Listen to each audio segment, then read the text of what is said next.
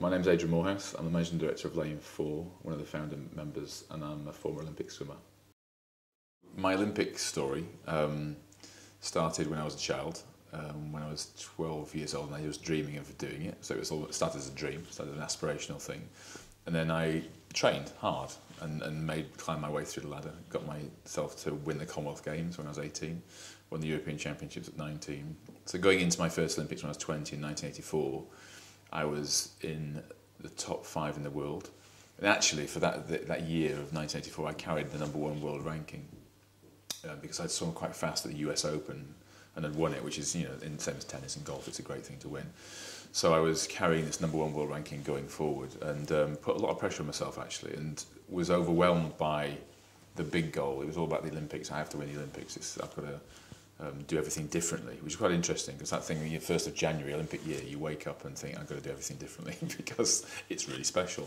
And actually, I knew how to plan and run my year based on the sort of the annual planning I'd done before for the Commonwealth Games and European Championships.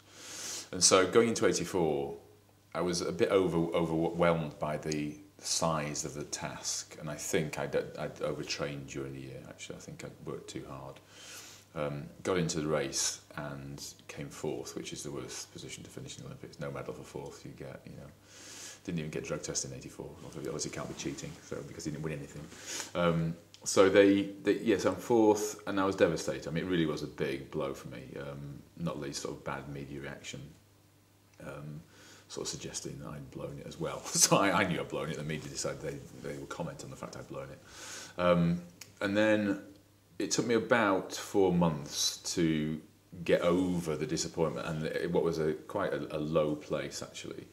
And what got me through that was, I think like anybody when they're in a sort of a tough place, is setting small goals, like short-term wins. What is it that you can get that one step up on the ladder that will make you feel a bit better about yourself and start to climb again what is quite a big mountain.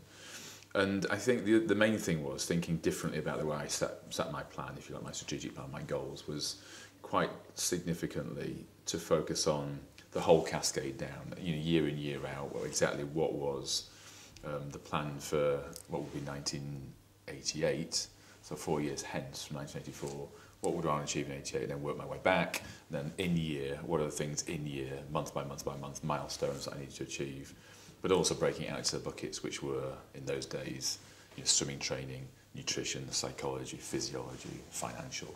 So lots of those sorts of buckets, if you like, of goal achievement, and then you work your way through the things, the process goals at the very bottom level, which effectively in your control. They're the things you can do something about. And you become a master, actually, of all sorts of things. I think this is quite an interesting thing. I once heard that Olympic and world champions are motivated by 2 big things.